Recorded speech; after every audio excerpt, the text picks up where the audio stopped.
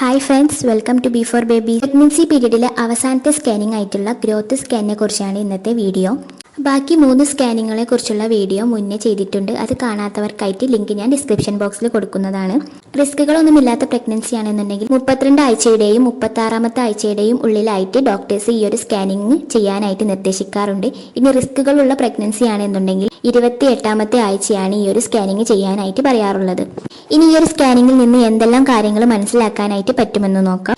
എല്ലാ സ്കാനിങ്ങിൽ നിന്നും അറിയാൻ പറ്റുന്നത് പോലെ തന്നെ എക്സ്പെക്റ്റഡ് ഡെലിവറി ഡേറ്റ്, അതായത് എന്നാണ് ഡെലിവറി ഡേറ്റ് വരുന്നത് എന്നുള്ളത് ഈ ഒരു സ്കാനിങ്ങിൽ നിന്നും മനസ്സിലാക്കാനായിട്ട് പറ്റും. അതുപോലെ തന്നെ ഈ ഒരു സ്കാനിങ്ങിലെ റിപ്പോർട്ട് അനുസരിച്ച് നോർമൽ ഡെലിവറിക്കുള്ള ചാൻസ് ഉണ്ടോ അല്ലെങ്കിൽ സിസേറിയൻ ആണോ ചാൻസ് എന്നൊക്കെ അറിയാനായിട്ടും പറ്റും. അതുപോലെ തന്നെ ഈ ഒരു സ്കാനിങ് വയറിന് മുകളിലൂടെയാണ് ചെയ്യാറുള്ളത്, അതായത് ട്രാൻസ് അബ്ഡോമിനൽ ആയിട്ടാണ് ചെയ്യാറുള്ളത്. മറ്റ് 3 സ്കാനിങ്ങുകളെ പോലെ തന്നെ ഇമ്പോർട്ടന്റ് ആയിട്ടുള്ള ഒരു സ്കാനിങ് തന്നെയാണ് ഈ ഒരു 9ാം മാസത്തിൽ ചെയ്യുന്ന ഗ്രോത്ത് സ്കാനിങ്ങും. മെയിനായിട്ട് ബേബിയുടെ ഹെൽത്ത് കണ്ടീഷൻസ് അറിയാനായിട്ടുള്ള സ്കാനിങ് ആണിത്. ബേബിയുടെ ഓരോ ഓർഗൻസിന്റെ മൂവ്മെന്റ്സും ഈ ഒരു സ്കാനിങ്ങിലൂടെ നോക്കുന്നതാണ്. അതുപോലെ തന്നെ ബേബിയുടെ ബ്രീത്തിങ്, ബേബിയുടെ ഹാർട്ട് ബീറ്റ്, ഇതൊക്കെ ഓരോ 30 സെക്കൻഡിലും പരിശോധിക്കുന്നതാണ്. അതുപോലെ തന്നെ ബേബി കിടക്കുന്ന അമ്നിയോട്ടിക് ഫ്ലൂയിഡിന്റെ ലെവല്, അതായത് അമ്നിയോട്ടിക് ഫ്ലൂയിഡിന്റെ അളവും, അതുപോലെ തന്നെ ബേബിയുടെ പൊസിഷനും പ്ലാസന്റയുടെ പൊസിഷനും ഒക്കെ ഈ ഒരു സ്കാനിങ്ങിലൂടെ അറിയാനായിട്ട് പറ്റുന്നതാണ്.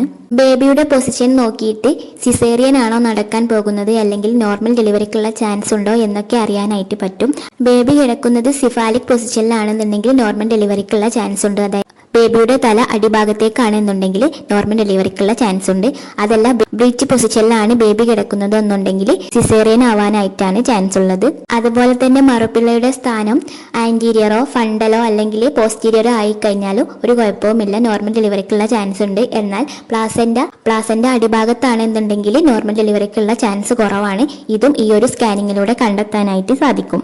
അതുപോലെ തന്നെ ബേബിയുടെ വെയിറ്റ് അറിയാനായിട്ടും ഈ ഒരു സ്കാനിങ് കൊണ്ട് കഴിയും. ബേബിയുടെ വെയിറ്റ് ഒത്തിരി കുറവാണെന്നുണ്ടെങ്കിൽ അത് കൂടാനായിട്ടുള്ള മെഡിസിൻസോ അല്ലെങ്കിൽ പ്രോട്ടീൻ പൗഡറോ ഒക്കെ ഡോക്ടേഴ്സ് നിർദ്ദേശിച്ച് തരുന്നതായിരിക്കും. ബേബിയുടെ വെയിറ്റ് വളരെയധികം കൂടുതലാണെന്നുണ്ടെങ്കിൽ നോർമൽ ഡെലിവറിക്കുള്ള ചാൻസ് കുറവാണ്. അതുപോലെ തന്നെ ഈ ഒരു സ്കാനിങ്ങിൽ നിന്ന് ബേബിയുടെ തലയുടെ ചുറ്റളവും അതുപോലെ തന്നെ ഷോൾഡറിന്റെ അളവും കൈകാലുകളുടെ ഒക്കെ അളവുകൾ മനസ്സിലാക്കാനായിട്ട് പറ്റും. ഇനി അമ്നിയോട്ടിക് ഫ്ലൂയിഡിന്റെ അളവ് മെഷർ ചെയ്യാനായിട്ട് ഈ ഒരു സ്കാനിങ് കൊണ്ട് കഴിയുന്നതാണ്. അതായത് അമ്നിയോട്ടിക് ഫ്ലൂയിഡ് ഇൻഡെക്സ് 5ലും താഴെയാണ് എന്നുണ്ടെങ്കിൽ ഒളിഗോ ഹൈഡ്രോ അമിനോസ്, അതായത് അമ്നിയോട്ടിക് ഫ്ലൂയിഡ് വളരെ കുറവായിട്ടുള്ള അവസ്ഥയും 20ൽ കൂടുതലാണ് എന്നുണ്ടെങ്കിൽ പോളി ഹൈഡ്രോ അമിനോസ് എന്നുള്ള അവസ്ഥയുമാണ്. അതായത് അമ്നിയോട്ടിക് ഫ്ലൂയിഡിന്റെ അളവ് വളരെ കൂടുതൽ ആണ് എന്നാണ് അതിന്റെ അർത്ഥം.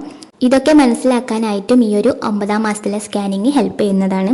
അതുപോലെ തന്നെ അംബ്ലിക്കൽ കോഡ് കുഞ്ഞിന്റെ കഴുത്തിൽ ചുറ്റിയിട്ടുണ്ടോ എന്ന് അറിയാനായിട്ടും പറ്റും. 1ൽ കൂടുതൽ തവണ ചുറ്റിയതാണെന്നുണ്ടെങ്കിൽ നോർമൽ ഡെലിവറിക്കുള്ള ചാൻസ് കുറവാണ്. ഇനി ബേബിയിലേക്കുള്ള ബ്ലഡ് സർക്കുലേഷൻ കറക്റ്റ് ആയിട്ട് തന്നെയാണോ നടക്കുന്നത് എന്നും അറിയാനായിട്ട് പറ്റും.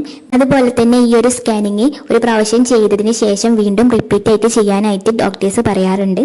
അതായത് മേൽ പറഞ്ഞിട്ടുള്ള കാര്യങ്ങൾ എന്തെങ്കിലും അബ്നോർമാലിറ്റീസ് കണ്ടിട്ടുള്ള ആളുകൾക്കാണ് ഈ ഒരു സ്കാനിങ് വീണ്ടും ചെയ്യാനായിട്ട് പറയാറുള്ളത്.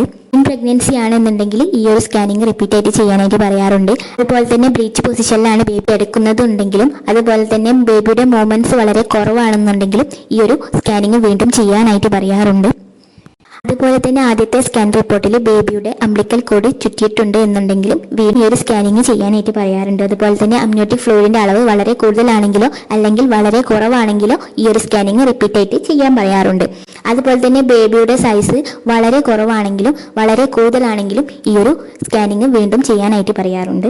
അതുപോലെ തന്നെ അമ്മയ്ക്ക് എന്തെങ്കിലും ഹെൽത്ത് ഇഷ്യൂസ് ഉള്ള ആളുകളാണെന്നുണ്ടെങ്കിൽ, അതായത് തന്നെ BP ഒരുപാട് കൂടുതലോ ഒരുപാട് കുറവോ അല്ലെങ്കിൽ ഷുഗർ കൂടുതലോ കുറവോ ഒക്കെ ഉള്ള ആളുകൾക്ക് ഈ ഒരു സ്കാനിങ് വീണ്ടും ചെയ്യാനായിട്ട് പറയാറുണ്ട്. ഈ ഒരു സ്കാനിങ്ങിന്റെ റിപ്പോർട്ട് അനുസരിച്ചാണ് ഡെലിവറി ഡേറ്റും അതുപോലെ തന്നെ ഹോസ്പിറ്റലിൽ അഡ്മിറ്റ് ആവേണ്ട ഡേറ്റ് ഒക്കെ ഡോക്ടേഴ്സ് നിർദ്ദേശിച്ച് തരുന്നത്. അമ്മയ്ക്കോ കുഞ്ഞിനോ എന്തെങ്കിലും പ്രശ്നങ്ങളുണ്ട് എന്നുണ്ടെങ്കിൽ ഡോക്ടേഴ്സ് നേരത്തെ തന്നെ ഹോസ്പിറ്റലിൽ വന്ന് അഡ്മിറ്റ് ആവാനായിട്ട് പറയാറുണ്ട്. 9ാം മാസത്തിൽ ചെയ്യുന്ന ഈ ഗ്രോത്ത് സ്കാനിനെ കുറിച്ചുള്ള കാര്യങ്ങൾ എല്ലാവർക്കും മനസ്സിലായിട്ടുണ്ടെന്ന് വിശ്വസിക്കുന്നു. അടുത്ത വീഡിയോയിൽ കാണാം. ബൈ.